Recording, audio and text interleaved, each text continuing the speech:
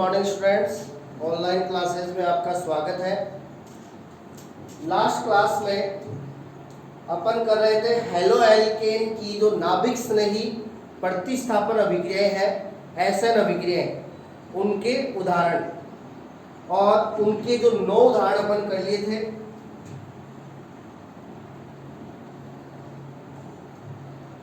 दसवां है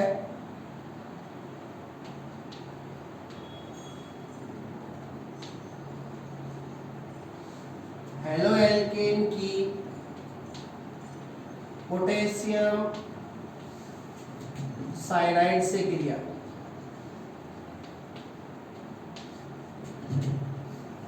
और हेलो एल्केन की अभिक्रिया अपन पोटेशियम साइनाइड से करवाते हैं।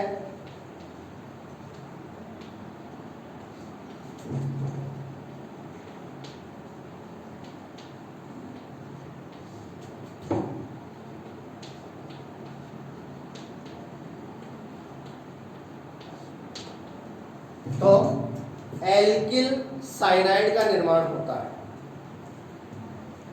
तो देखिए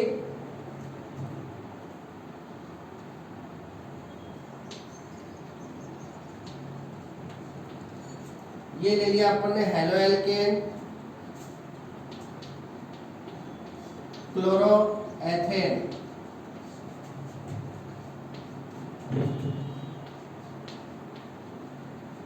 और ये क्रिया करवा दी पोटेशियम साइनाइड के साथ।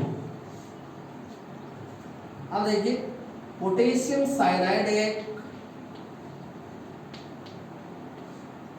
आयनिक यौगिक होता है। पोटेशियम साइनाइड एक क्या होता है? आयनिक यौगिक। तो इसी पोटेशियम पे प्लस और Cn पे जो माइनस है, अब यहां Cn पे जो माइनस है, इस Cn का जो माइनस है वो कार्बन परमाणु पे होता है। Cn का जो माइनस आवेश है वो कौन से परमाणु पर होगा? यहाँ पे कार्बन परमाणु। तो देखिए इधर से ये जो CH बंध टूटेगा, यानी यहाँ पे इस बंध के इलेक्ट्रॉन ले लेगा कौन? क्लोरीन, और ये निकल जाएगा Cl माइनस, और कार्बन पे क्या आ जाएगा? प्लस। अब देखिए ये कार्बन प्लस से जुड़ेगा Cn माइनस, और अपन ने क्या कहा कि यहाँ पर जो Cn माइनस का जो माइनस आवेश है वो किस पे होता है? कार्बन पे होता है। किस पे होता है? कार्बन पे। तो यहाँ कार्बन प्लस के साथ डायरेक्टली कार्बन जुड़ेगा। Cn का कौन जुड़ेगा? कार्बन। तो देखिए अपन को उत्पाद के रूप में ये प्राप्त होगा CH3 CH2 Cn। अब हाइड्रोकार्बन श्रृंखला से Cn क्रियात्मक समूह जुड़ा हो तो उनको कहते हैं एल्किल साइनाइड। तो ये CH3 CH2 के लिए एथिल और Cn के लिए साइनाइड। तो ये बन गया एथिल साइनाइड। और Cl माइनस है वो K प्लस के साथ बना लेगा KCl। तो जब अपन हेलो एल्केन की अभिक्रिया पोटेशियम साइनाइड से करवाते हैं तो अपन को उत्पाद के रूप में प्राप्त होता है एल्किल साइनाइड। अब देखिए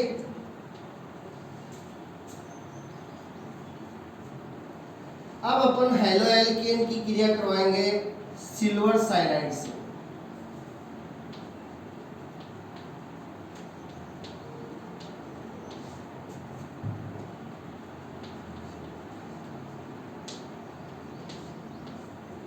अब अपन हेलो एल्केन की अभिक्रिया करवाएंगे सिल्वर साइनाइड से। और जब हेलो एल्केन की क्रिया सिल्वर साइनाइड से करवाई जाती है तब अपन को उत्पाद के रूप में प्राप्त होता है एल्किल आइसो साइनाइड।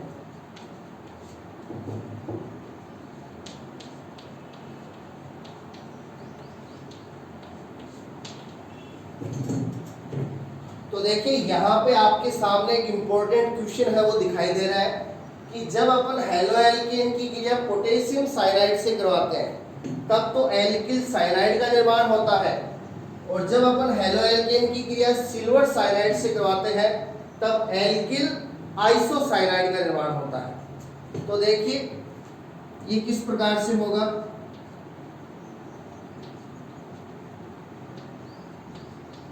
ये अपन ने ले लिया हेलो एल्केन, क्लोरोएथेन, अभिक्रिया सिल्वर साइनाइड के साथ AgCl। अब जो सिल्वर साइनाइड है AgCl, ये होता है एक सहसंयोजक यौगिक।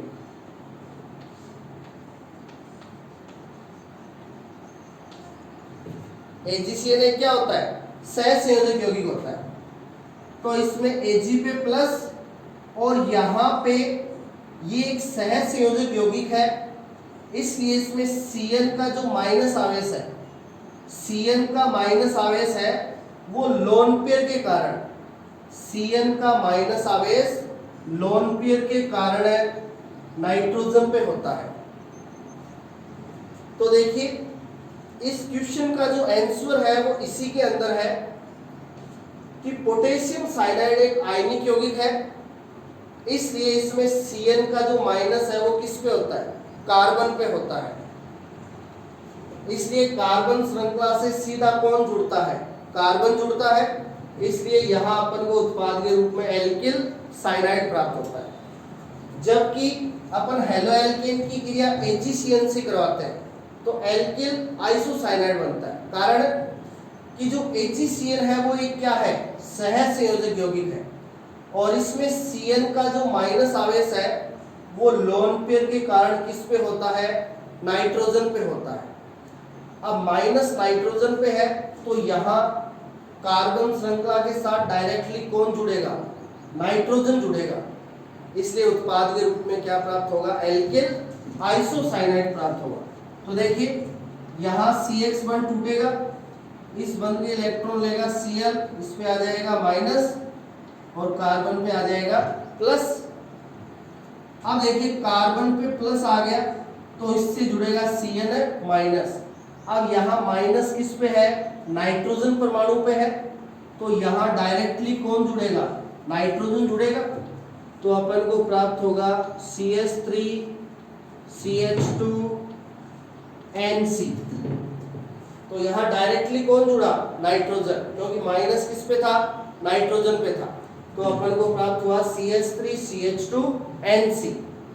और ऐसा कार्बनिक यौगिक जिसमें हाइड्रोकार्बन श्रृंखला से NC क्रियात्मक समूह जुड़ा हो वो होते हैं आइसोसाइनाइड। यहाँ पे तो हाइड्रोकार्बन श्रृंखला से Cn क्रियात्मक समूह जुड़ा है, तो ये है एल्किल साइनाइड, और यहाँ हाइड्रोकार्बन श्रृंखला से NC क्रियात्मक समूह जुड़ा है, तो ये है एल्किल आइसोसाइनाइड। तो CH3 CH2 को एल्किल के रूप में कह दिया एथिल, और NC के लिए आइसोसाइनाइड, तो ये बन गया एथिल आइसोसाइनाइड। अब जो Cl माइनस है वो Ag प्लस के साथ ये बना लेगा AgCl। तो ये एक इंपॉर्टेंट क्वेश्चन है कि हेलो एल्केन पोटेशियम साइनाइड से क्रिया करके एल्किल साइनाइड बनाता है, और हेलो एल्केन सिल्वर साइनाइड से क्रिया करके एल्किल आइसोसाइनाइड बनाता है। तो इसका रीजन है वो क्या बताना है आपको, एक बार फिर से देख लीजिए कि जो पोटेशियम साइनाइड है वो एक आयनिक यौगिक है, इसलिए इसमें Cn का जो माइनस है वो किस पे होता है? कार्बन पे होता है। इसलिए यहाँ पर हेलो एल्केन की जो कार्बन श्रृंखला है जिसपे पॉजिटिव चार्ज होगा उससे डायरेक्टली Cn का कौन जुड़ेगा? कार्बन जुड़ेगा, इसलिए उत्पाद के रूप में प्राप्त होगा एल्किल साइनाइड।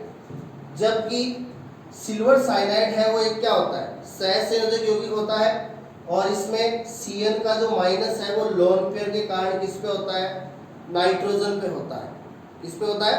नाइट्रोजन पे। इसलिए यहाँ हेलो एल्केन की जो हाइड्रोकार्बन श्रृंखला है जिसपे पॉजिटिव चार्ज है उससे Cn माइनस का डायरेक्टली कौन जुड़ेगा? नाइट्रोजन जुड़ेगा, क्योंकि यहाँ माइनस किस पे है? नाइट्रोजन पे है। अब हाइड्रोकार्बन श्रृंखला से सीधा नाइट्रोजन जुड़ेगा तो अपन को प्राप्त होगा एल्किल आइसोसाइनाइड।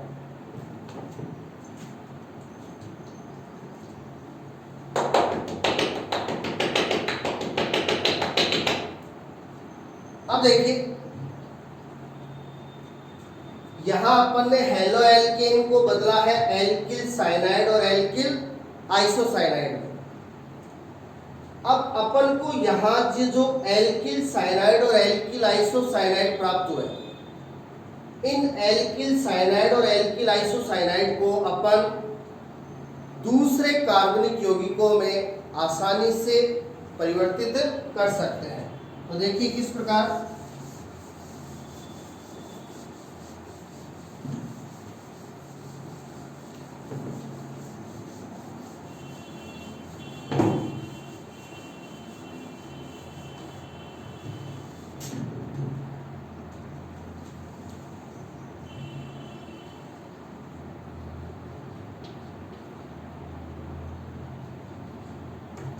RCl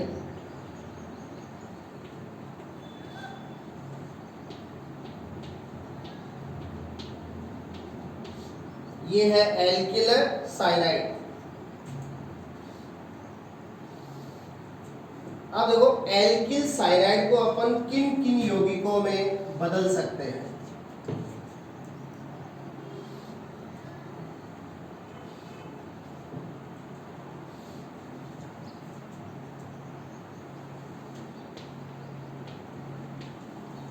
जब अपन एल्किल साइनाइड की क्रिया दो जल के अणुओं से कराते हैं, एल्किल साइनाइड की क्रिया कितने जल के अणुओं से? दो जल के अणुओं से। तो एल्किल साइनाइड का होता है पूर्ण जल अपघटन। तो एल्किल साइनाइड का क्या होगा? पूर्ण जल अपघटन होगा। और आपको उत्पाद के रूप में एक तो प्राप्त होगा कार्बोक्सिलिक अम्ल,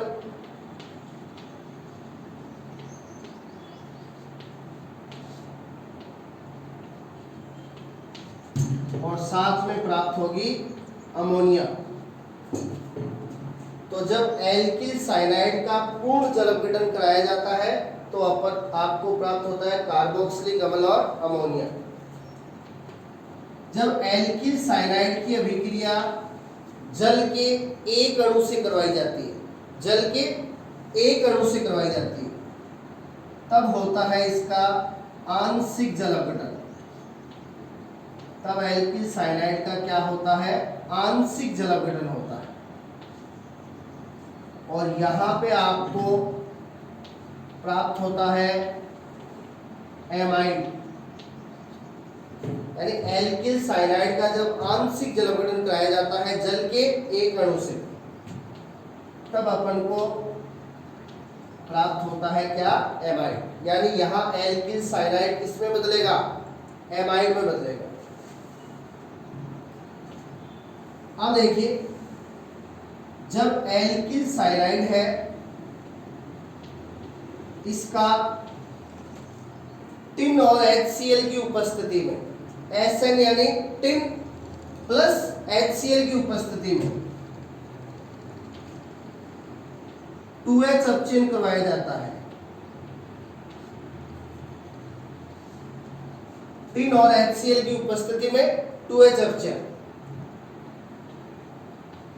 इसको कहा जाता है स्टीफेन आंशिक अपचयन।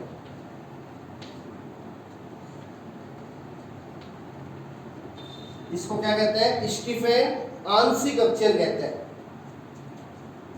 तब एल्किल साइनाइड है वो बदलता है एक तो एल्डिहाइड में,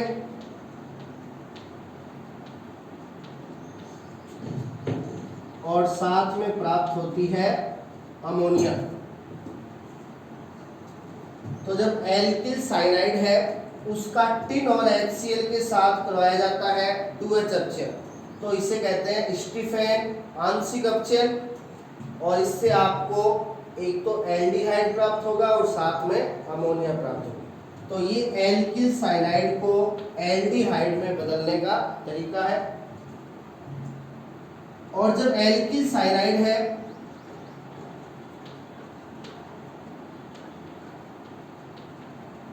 इसका सोडियम और एथेनॉल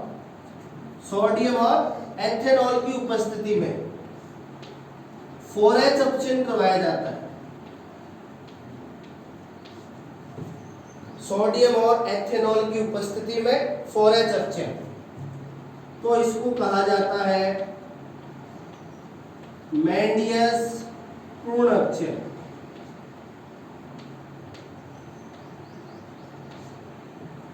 ये तो 2H अपचयन होता है, इसलिए इसको स्टीफेन आंशिक अपचयन कहा जाता है।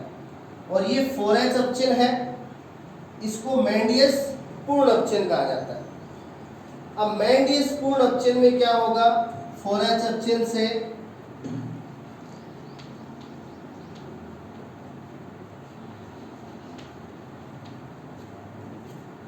आपको यहां एल्किल साइनाइड है उससे प्राप्त होगी क्या, प्राथमिक एमीन।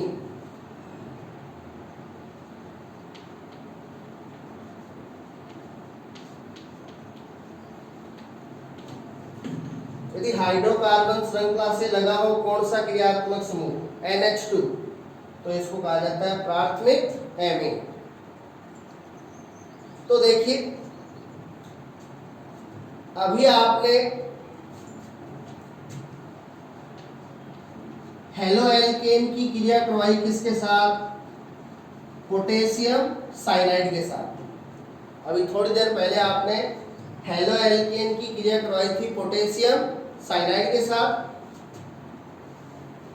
और आपने निर्माण किया था किसका, एल्किल साइनाइड का। और इस एल्किल साइनाइड को आप इन तरीकों से कार्बोक्सिलिक अम्ल में बदल सकते हो, एमाइड में बदल सकते हो, एल्डिहाइड में बदल सकते हो, और प्राथमिक एमीन में बदल सकते हो। यानी अपन इन दोनों अभिक्रियाओं को क्या कर सकते हैं, जॉइंट कर सकते हैं। पहले आप हेलो एल्केन को KCN के साथ एल्किल साइनाइड में बदल लो, और फिर एल्किल साइनाइड को पूर्ण जल अपघटन द्वारा किस में बदल सकते हो, कार्बोक्सिलिक अम्ल में बदल सकते हो। आप हेलो एल्केन को एल्किल साइनाइड के माध्यम से एमाइड में बदल सकते हो। आप हेलो एल्केन को एल्किल साइनाइड के माध्यम से एल्डिहाइड में बदल सकते हो। आप हेलो एल्केन को एल्किल साइनाइड के माध्यम से प्राथमिक एमीन में भी बदल सकते हो। अब देखिए, अब अपन ये देखेंगे कि एल्किल साइनाइड है वो किस प्रकार कार्बोक्सिलिक अम्ल, एमाइड, एल्डिहाइड और प्राथमिक एमीन बनाता है। ये तो अपन ने डायरेक्ट समीकरण लिखी है, अभी अपन को ये समझ में नहीं आ रहा था ये किस प्रकार से बने, तो अब अपन इनको विस्तार से देखेंगे।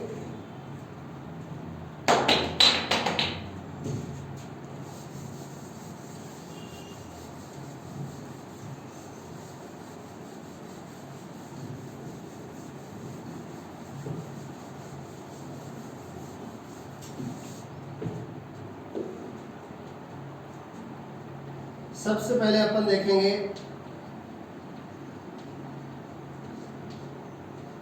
एल्किल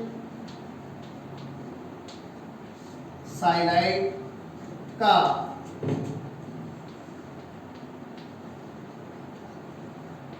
आंशिक जल अपघटन।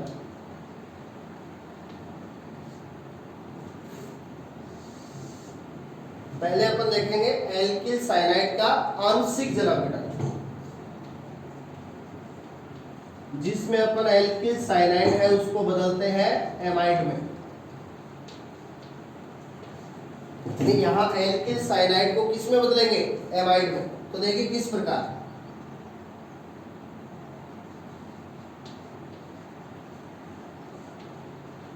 ये ले लिया एल्किल साइनाइड। ध्यान रहे साइनाइड में कार्बन और नाइट्रोजन के बीच क्या होता है, ट्रिपल बॉन्ड होता है। तो ये आपका हो गया एल्किल साइनाइड।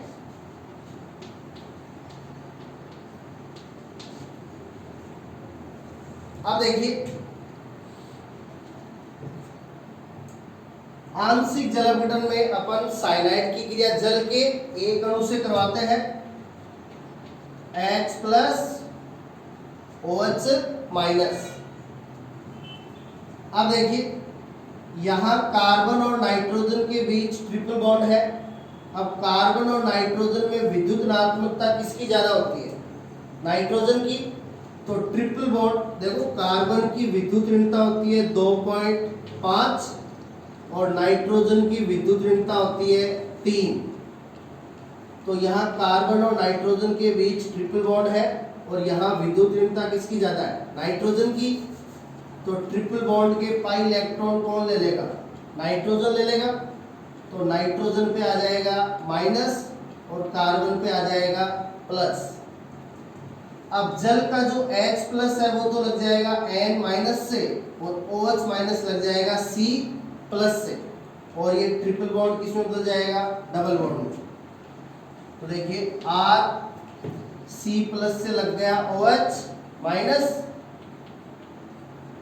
ट्रिपल बॉन्ड बदल गया डबल बॉन्ड में, और N माइनस से लग गया H प्लस। ये प्राप्त हो गया। अब देखो, अब इसमें होगा क्या? पुनर्विन्यास।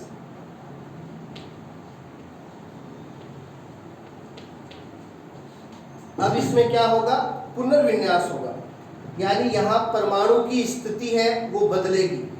परमाणु है वो एक जगह से दूसरी जगह पे चला जाएगा। इस प्रकार देखिए, यहां कार्बन और नाइट्रोजन के बीच बचा है डबल बॉन्ड, और कार्बन और नाइट्रोजन में विद्युत ऋणता किसकी ज्यादा होती है? नाइट्रोजन की। तो यहाँ डबल बॉन्ड के पाई इलेक्ट्रॉन फिर से किसके पास चले जाएंगे? नाइट्रोजन के पास। तो नाइट्रोजन पे फिर से आ जाएगा माइनस और कार्बन पे आ जाएगा प्लस। अब ये जो कार्बन पे पॉजिटिव चार्ज आया है, इसको उदासीन करने के लिए, कार्बन के पॉजिटिव को उदासीन करने के लिए, ये जो OH है, इस OH का हाइड्रोजन अपने इलेक्ट्रॉन दे देगा यहां पर, जिससे कार्बन का प्लस है वो उदासीन हो जाएगा और यहाँ सिंगल बॉन्ड की जगह क्या हो जाएगा? Double bond. अब ये हाइड्रोजन निकल जाएगा किसके रूप में? H प्लस के रूप में। अब ये हाइड्रोजन H प्लस जुड़ जाएगा NH माइनस से। ये हाइड्रोजन यहाँ H प्लस के रूप में निकल गया और ये जुड़ जाएगा NH माइनस से। तो हाइड्रोजन है उसकी स्थिति है वो बदल जाएगी। ये हाइड्रोजन पहले जुड़ा था ऑक्सीजन के साथ, अब जुड़ जाएगा नाइट्रोजन के साथ। अब देखिए अपन को क्या कंडीशन प्राप्त हुई? R और C के बीच सिंगल बॉन्ड, C का प्लस क्या हो गया? उदासीन। यहाँ कार्बन और ऑक्सीजन के बीच क्या हो गया?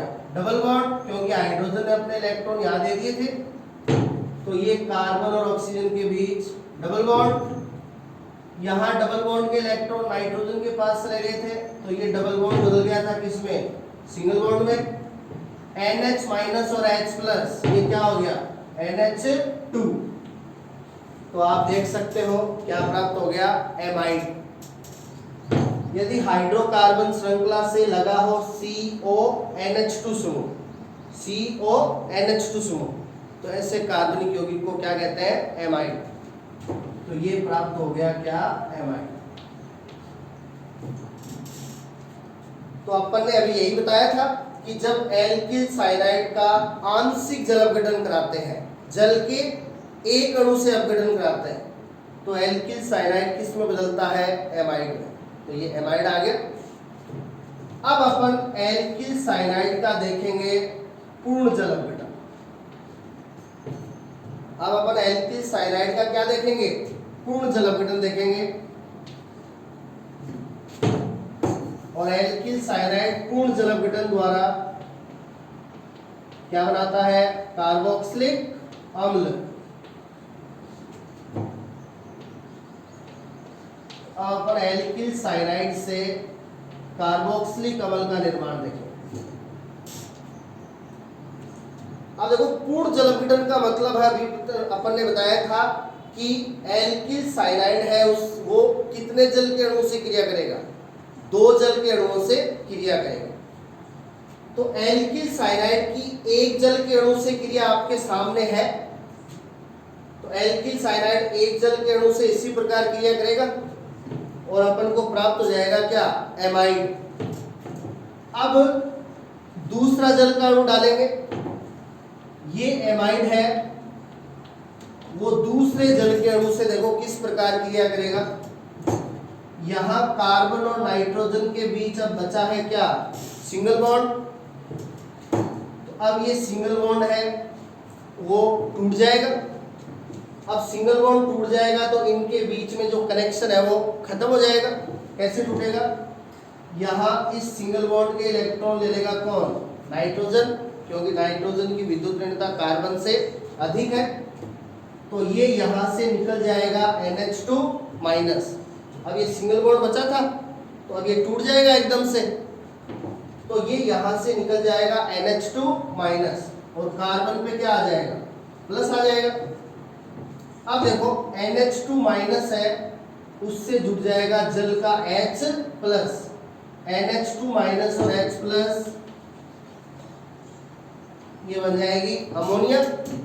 और ये जो जल का OH माइनस है, ये OH माइनस लग जाएगा C प्लस के साथ। तो देखिए R single bond, C double bond, O, C plus से लग गया जल का OH माइनस।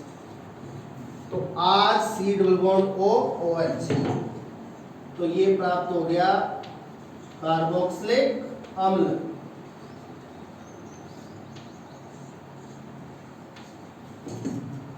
तो अभी अपन ने यही बताया था कि जब एल्किल साइनाइड का पूर्ण जल अपघटन कराते हैं तो एक तो प्राप्त होता है कार्बोक्सिलिक अम्ल और साथ में अमोनिया।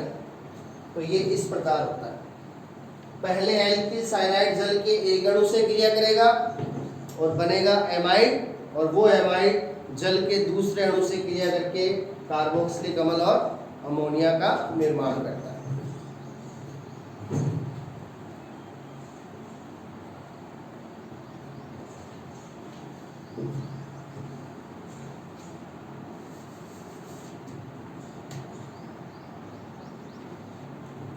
अब देखिए,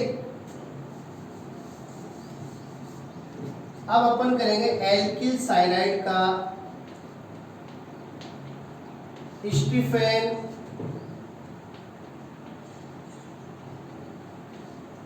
आंशिक अपचयन। अब अपन करेंगे एल्किल साइनाइड का स्टीफेन आंशिक अपचयन। अब स्टीफेन आंशिक अपचयन से एल्किल साइनाइड को अपन बदलते हैं किसमें? एल्डिहाइड।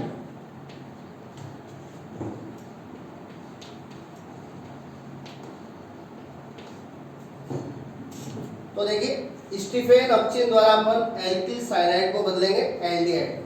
देखिए किस प्रकार होगा ये।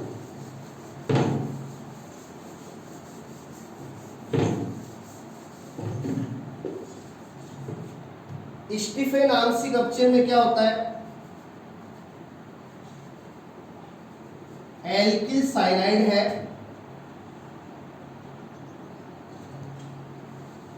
उसका टिन और HCl की उपस्थिति में, टिन और HCl की उपस्थिति में करवाया जाता है 2H अपचयन। यानी अपचयन में कितने हाइड्रोजन काम आएंगे? 2 हाइड्रोजन। अब ये 2 हाइड्रोजन क्या करेंगे? यहां देखिए एल्किल साइनाइड में कार्बन और नाइट्रोजन के बीच ट्रिपल बॉन्ड है, तो ये 2 हाइड्रोजन क्या करेंगे? एक हाइड्रोजन लग जाएगा कार्बन के साथ और एक हाइड्रोजन लग जाएगा नाइट्रोजन के साथ। तो ये ट्रिपल बॉन्ड है वो बदल जाएगा डबल बॉन्ड में। तो ये आ गया RCH डबल बॉन्ड NH। ये जो यौगिक आप देख रहे हो RCH डबल बॉन्ड NH, इसको कहा जाता है इमीन। क्या कहते हैं इसको, इमीन कहा जाता है। तो ये इमीन प्राप्त हो गया। अब इस इमीन का यहां पे आगे होगा जल अपघटन।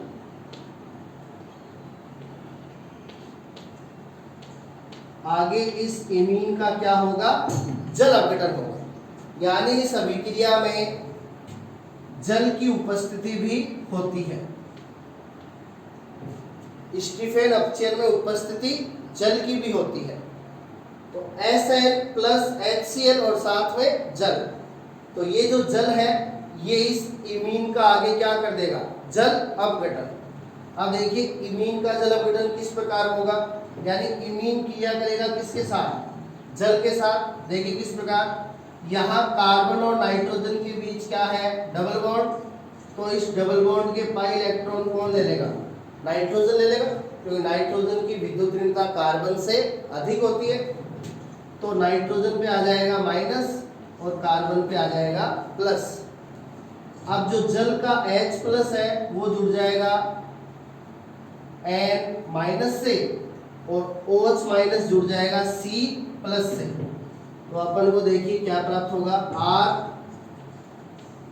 CH प्लस से जुड़ा जल का OH माइनस,